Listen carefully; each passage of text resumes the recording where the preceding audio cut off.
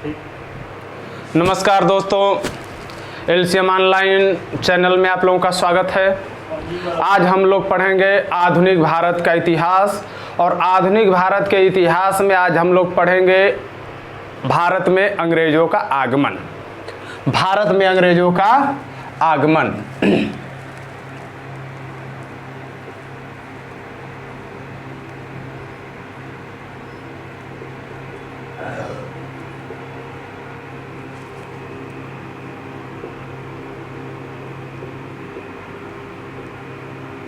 अंग्रेजों का आगमन, आज इसी टॉपिक को हम लोग पढ़ेंगे। बेहद इम्पॉर्टेंट टॉपिक है और बहुत सारे क्वेश्चन पूछे जाते हैं, और इसको हम लोग देखते हैं। पिछली क्लास में हम लोग देखे थे कि भारत में जो है अंग्रेजों के आगमन के पहले भारत में पुर्तगाली और डच भारत में आ चुके थे, और वो लोग आ करके भारत से अधिक मात्रा में लाभ जो है कमाए, और अधिक लाभ कमा करके उसको अपने देश ले गए। और जब पुर्तगाली और डच यहाँ से अधिक मात्रा में लाभ कमा करके अपने देश में ले करके गए, उसके बाद उनके पास पड़ोस में जो देश थे उनको एक प्रकार का भय सताने लगा। और भय ये सताने लगा कि उस समय औपनिवेशिक साम्राज्यवाद चल रहा था। औपनिवेशिक साम्राज्यवाद का मतलब है कि आर्थिक रूप से दूसरे के ऊपर नियंत्रण स्थापित कर लेना, और इस तरह से उनको यह भय सताने लगा कि यदि यह आर्थिक रूप से संपन्न हो गए, इनकी ताकत जो है अधिक होगी, तो एक न एक दिन ये हमारे अस्तित्व को नष्ट करके और हमारे ऊपर जो है औपनिवेशिक साम्राज्यवाद स्थापित करके हमको अपने आप में मिला लेंगे।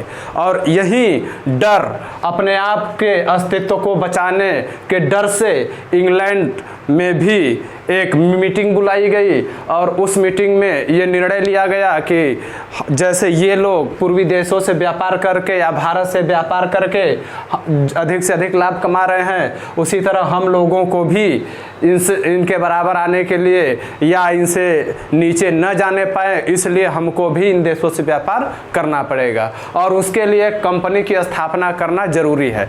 इसलिए इंग्लैंड में दोस्तों एक मीटिंग बुलाई जाती है, और वह मीटिंग बुलाई जाती है 1599 ईस्वी में। 1599 ईस्वी में लॉर्ड मेयर की अध्यक्षता में, लॉर्ड मेयर की अध्यक्षता में एक मीटिंग बुलाई जाती है इंग्लैंड में 1599 ईस्वी में। और इस मीटिंग का उद्देश्य यही रहता है कि पूर्वी देशों से व्यापार करने के लिए एक कंपनी बनाना, और इसलिए इसमें यह जो है एक निर्णय लिया जाता है कि इसमें एक कंपनी की स्थापना की जाएगी। कंपनी की स्थापना की निर्णय लिया जाता है, और यह कंपनी जो है पूर्वी देशों के साथ व्यापार करेगी। पूर्वी देशों के साथ व्यापार करेगी, ठीक, व्यापार करेगी। इसलिए कंपनी की स्थापना का निर्णय लिया जाता है। फलस्वरूप 31 दिसंबर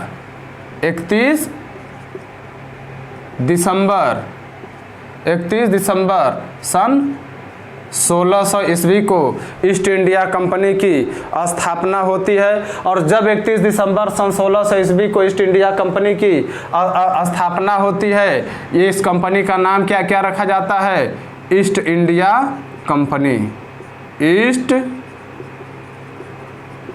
India company. East India company की स्थापना होती है, तो ईस्ट इंडिया कंपनी को पूर्वी देशों के साथ व्यापार करने के लिए भेज दिया जाता है। और जब ईस्ट इंडिया कंपनी पूर्वी देशों के साथ व्यापार करने के लिए आती है, तो आने से पहले वह इंग्लैंड में एक शर्त रखती है कि हम लोग जब जाएंगे तो हमारे पीछे और कोई कंपनी इंग्लैंड से न भेजी जाए। इसलिए ईस्ट इंडिया कंपनी को महारानी एलिजाबेथ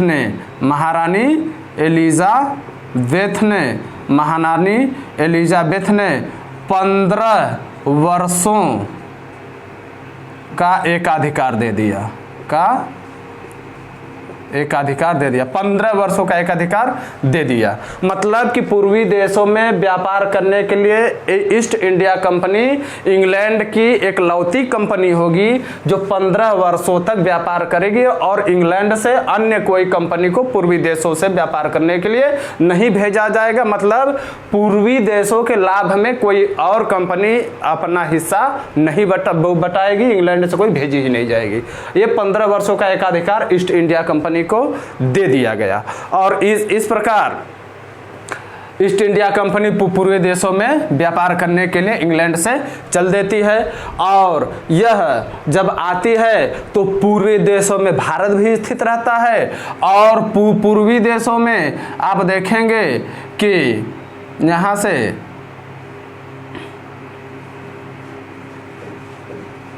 आप देखेंगे तो यहाँ पे एक द्वीपीय देश है और इस द्वीपीय देश को इंडोनेशिया कहा जाता है। वर्तमान में इसे किस नाम से जानते हैं? इंडोनेशिया देश के नाम से जानते हैं, लेकिन उस समय इसे मसाला द्वीप के नाम से जाना जाता था। इसे मसाला द्वीप के नाम से जाना जाता था, इसलिए जाना जाता था क्योंकि यहाँ पे अधिक मात्रा में मसाले का ही उत्पादन होता था। तो ईस्ट इंडिया कंपनी जब नई नई कंपनी स्थापित हुई है तो दोस्तों आप लोग समझते होंगे कि जब भी कोई कंपनी स्थापित होती है तो वह कोई रिस्क नहीं लेना चाहती क्योंकि वह जो है लाभ कमाने के लिए बनाई ही जाती है। तो मसाले का व्यापार उस समय सबसे लाभदायी जो है व्यापार था, इसलिए ईस्ट इंडिया कंपनी का प्रारंभिक उद्देश्य केवल मसालों का व्यापार करना था और सिर्फ मसालों का ही व्यापार करना था। तो यह पहुंचे मसाला द्वीप में, यहाँ मसाले का उत्पादन अधिक होता था, भारत में भी मसालों का उत्पादन होता था, लेकिन ईस्ट इंडिया कंपनी भारत में नहीं आई क्योंकि भारत में पहले ही यहाँ पे दो प्रतिद्वंदी उसके आ चुके थे, एक पुर्तगाली और दूसरे डच। और जब इन लोगों का आपस में वहाँ पे जब जब उन लोगों का आपस में यूरोप में जब आपस का संबंध ठीक नहीं है, सौहार्दपूर्ण नहीं है, तो इतना तो वो लोग जानते ही थे कि जब हम भारत में जाएंगे तो पुर्तगाल और डच वहाँ पे पहले से ही हैं, तो वो लोग अपने अपने राजाओं को जिसके अंडर में लोग रहते हैं वो हमारे खिलाफ भड़का देंगे और जो है हमको जो है उल्टा सीधा बात करके यहाँ पे हमको पैर जमाने का मौका नहीं देंगे और नतीजा यह होगा कि हमारी कंपनी प्रारंभ में ही घाटे में चली जाएगी। इसलिए यहाँ पे उनको ये लगता था कि यहाँ हमारे साथ दोयम दर्जे का व्यवहार होगा और इसीलिए वो लोग इंडिया में नहीं आते हैं। वो जाते हैं कहाँ? इंडोनेशिया, मसाला द्वीप, और यहाँ पे पहुँचते हैं 1601 ईस्वी में और यहाँ से ये लोग मसाले का व्यापार करते हैं। दोस्तों एक बात समझ जाइएगा, शुरू से ही जो अंग्रेज लोग थे, अंग्रेज लोगों की जो कंपनी थी ईस्ट इंडिया कंपनी, वो शुरू से ही काफ़ी चालाकी के साथ और काफ़ी दूरदृष्टि रख करके वो लोग आपस में नीतियां बनाते थे ताकि किसी प्रकार का नुकसान न झेलना पाए। और इस यही कारण है कि धीरे धीरे वो लोग पूरे भारत पे कब्जा जमा लेते हैं और किस तरह जमाते हैं इसको हम देखते हैं। भारत में ये लोग आ चुके थे, इसीलिए ये लोग भारत में नहीं आए, ये लोग चले गए इंडोनेशिया। 1601 ईस्वी से लेकर 1608 ईस्वी तक 1608 ईस्वी तक ये लोग इंडोनेशिया से ही व्यापार करते रहे, ये लोग भारत में व्यापार करने नहीं आए। और इस प्रकार जब 1608 ईस्वी आ गया तब ये हुआ कि इंग्लैंड को ये लगने लगा कि केवल इंडोनेशिया के मसाले के व्यापार से हम इनसे प्रतिस्पर्धा नहीं कर पाएंगे। अगर यूरोप में हमको सबसे आगे बढ़ना है, सबसे ऊपर जाना है, तो हमको भारत से व्यापार करना ही पड़ेगा। लेकिन भारत में हम जाएं तो जाएं कैसे? यहाँ पे आप दक्षिण में देखेंगे कि दक्षिण में जो है भारत को आप भौगोलिक स्थिति से आप देखेंगे तो उत्तर और दक्षिण भारत के बीच ये जो विंध्य की पहाड़ी है और इस पहाड़ी के दक्षिण में दक्षिण भारत कहलाता है और उत्तर में जो है उत्तर भारत कहलाता है। तो अभी तक पुर्तगाली और डच ये जो आए थे ये उत्तर भारत में व्यापार करने के लिए नहीं गए थे, ये दक्षिण भारत में ही थे। और उत्तर भारत की राजनीति दक्षिण भारत से बिल्कुल अलग थी। यहाँ से विशेषतर कोई संबंध नहीं था।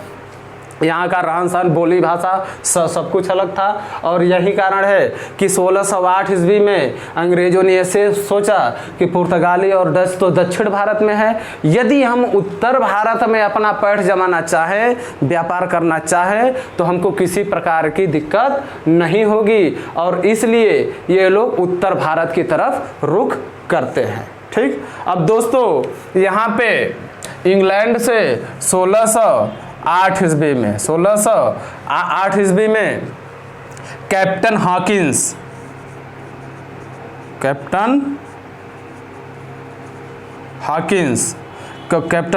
जो है आता है हेक्टर नामक जहाज से।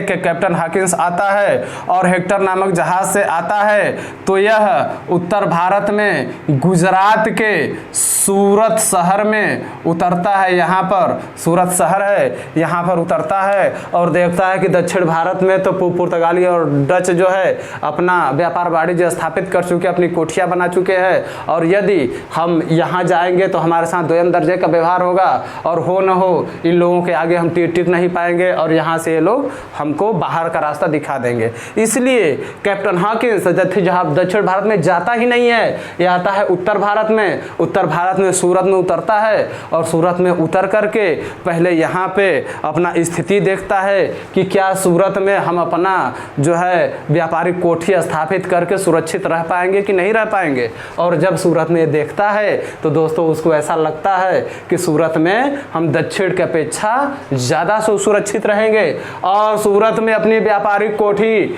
बसाने का सपना लेकर ये पहुंच जाता है दिल्ली मुगल दरबार में। दिल्ली मुगल दरबार में यहाँ पे कैप्टन हॉकिंस पहुँचता है। जब कैप्टन हॉकिंस यहाँ पहुँचता है उस समय मुगल दरबार में जो शासक था वह शासक था जहांगीर।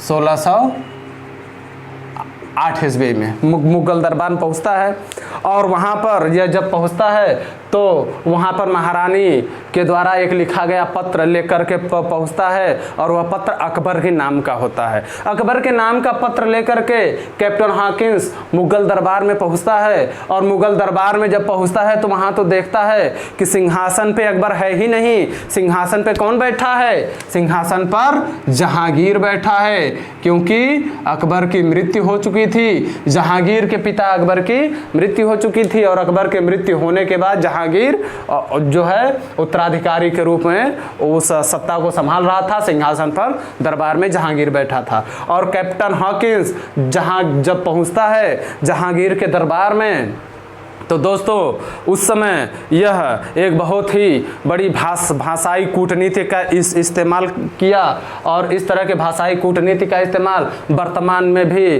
बड़े बड़े राजनेता और लीडर करते रहते हैं। आप लोग भी देखते होंगे ये भाषाई कूटनीति यहाँ पे कैप्टन हॉकिंस ने भी किया।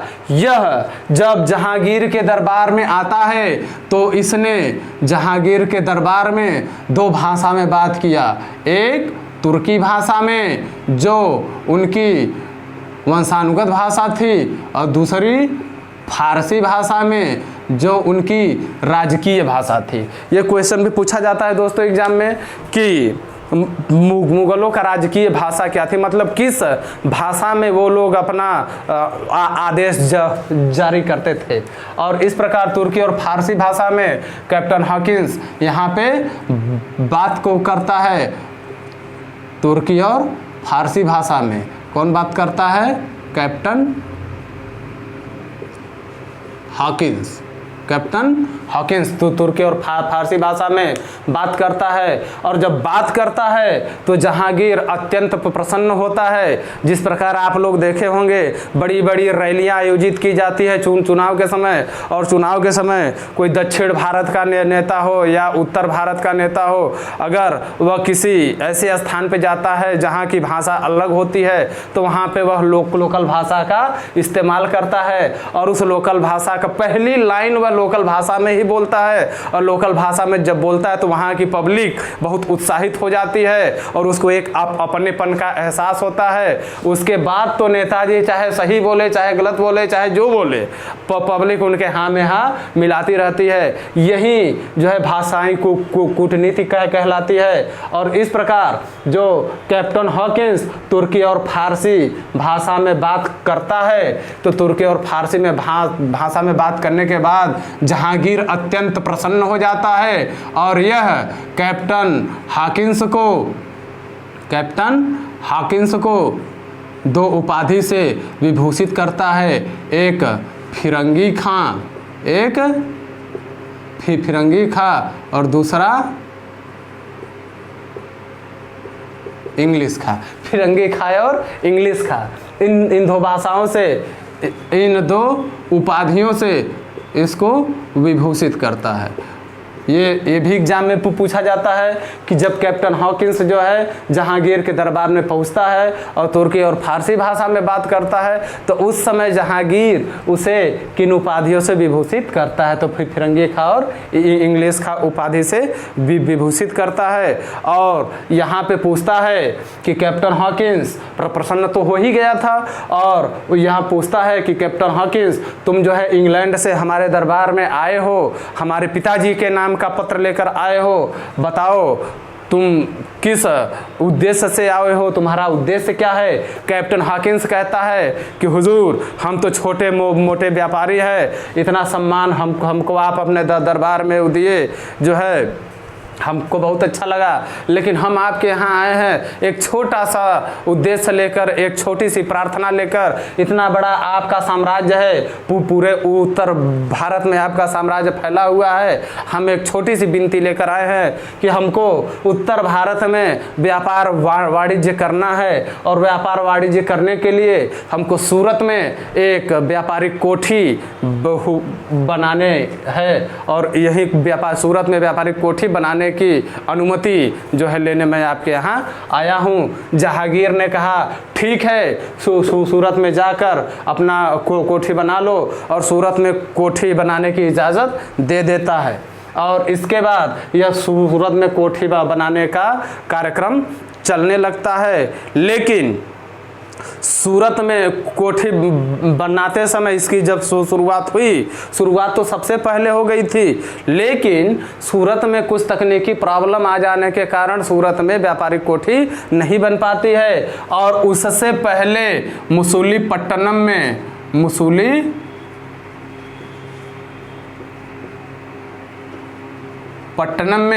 1611 ईस्वी में एक अंग्रेजों का अस्थाई व्यापारिक कोठी बन करके तैयार हो जाती है।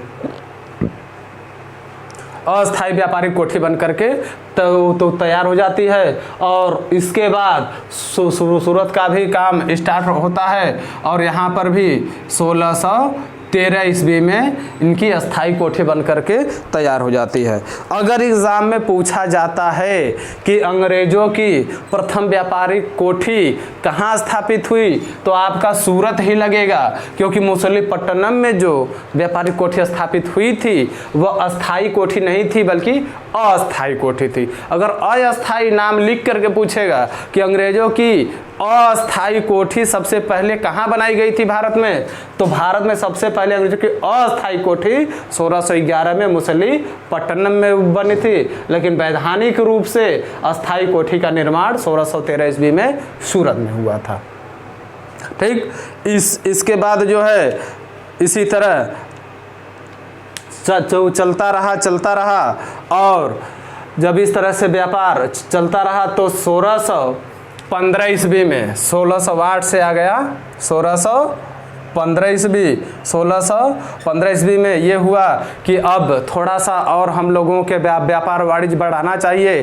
अंग्रेज लोग हमेशा दिन प्रतिदिन आगे बढ़ने की सोच रहे थे, इसलिए 1615 ईस्वी में ये जो है भेजते हैं सर टॉमस रो को। नाम सुने होंगे दोस्तों, सर टॉमस रो को।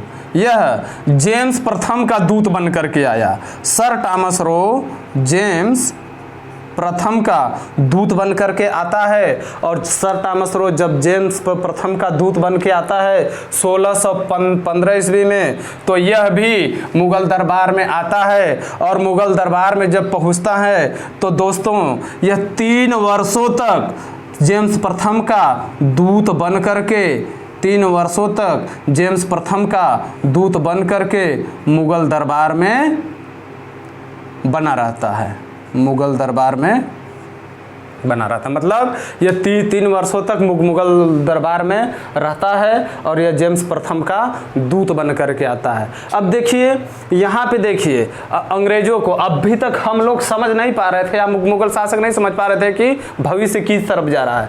अब ये जो सर टॉमस रो आया जब मुगल दरबार में 3 वर्ष तक रहा, तो यहाँ जो मुगल दरबार था इसमें उत्तर भारत के सभी प्रांतों के लोग आते थे, जितने भी प्रांत मुगल दरबार के अंडर में थे। और ये वहीं मुगल दरबार में ही बैठे बैठे पूरे उत्तर भारत की राजनीतिक व्यवस्था, सामाजिक व्यवस्था, सांस्कृतिक व्यवस्था सब कुछ यहीं से समझ जाता है। और यहीं से समझ करके ये सारी सूचना इंग्लैंड में भेजी जाती है। कौन सा प्रांत जो है मुगल के खिलाफ है, किस प्रांत से सबसे अधिक लगान जो है आता है, किस प्रांत से कम लगान आता है, किस प्रांत में विद्रोह सबसे ज़्यादा होता है, ये सारी सूचना इंग्लैंड भेजी जाती थी। और इसी सूचना के आधार पे अंग्रेज लोग अपनी रणनीति बनाते हैं। और आप लोग देखेंगे कि बंगाल में सबसे ज़्यादा यहाँ से उस समय आप जानते होंगे कि ये जो है उस समय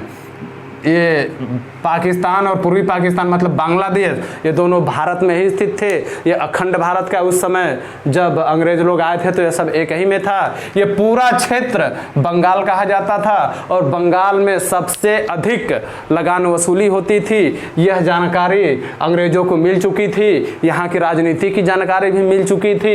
इसलिए आप लोग देखेंगे कि उत्तर भारत में मुगल दरबार में एक प्रार्थना लेकर के आए थे अपनी रोजी रोटी के इंतजाम के लिए, अपने व्यापार के इंतजाम करने के लिए। लेकिन सारी राजनीतिक सामाजिक व्यवस्था का ज्ञान को करते हुए बाद में ये लोग यहाँ पे अपनी नीति थोपते हैं और धीरे धीरे इस बंगाल पे कब्जा जमाने की कोशिश करते हैं। और यही की बंगाल पे कब्जा जमा करके इस देश को जो है कैसे धीरे धीरे गुलामी के जंजीरों में जकड़ते हैं, इसको हम लोग अगले वीडियो में देखेंगे। फिलहाल में हम यहाँ चर्चा कर लेते हैं कि एग्जाम में क्वेश्चन कैसे पूछा जाता है। दोस्तों एग्जाम में जो क्वेश्चन पूछा जाता है वह सबसे ज़्यादा क्वेश्चन पूछा जाता है कि ईस्ट इंडिया कंपनी की स्थापना कब हुई थी। तो ईस्ट इंडिया कंपनी की स्थापना 31 दिसंबर सन 1600 ईस्वी को हुई थी। जब ईस्ट इंडिया कंपनी की स्थापना हुई तो ईस्ट इंडिया कंपनी का उद्देश्य क्या था। तो ईस्ट इंडिया कंपनी को जो है पूर्वी देशों के साथ व्यापार करने के उद्देश्य से बनाई गई थी। और ईस्ट इंडिया कंपनी जब पूर्वी देशों में व्यापार करने के लिए आई तो वह सबसे पहले किस चीज़ का व्यापार करती थी।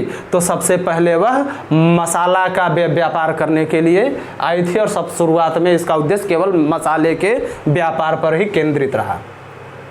जो है अगला क्वेश्चन बनता है कि ईस्ट इंडिया कंपनी को कितने वर्षों का एकाधिकार दिया गया था। तो महारानी एलिजाबेथ द्वारा ईस्ट इंडिया कंपनी को 15 वर्षों का एकाधिकार दिया गया था पूर्वी देशों से व्यापार करने के लिए।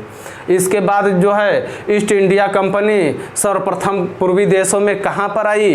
तो ईस्ट इंडिया कंपनी सर्वप्रथम पूर्वी देशों में मसाला द्वीप या इंडोनेशिया देश में आई। जो ऑप्शन में रहेगा उसको लगाया जाएगा। मसाला द्वीप ही ज़्यादातर ऑप्शन में आपको दिखता है। इसके बाद जो है क्वेश्चन बनता है कि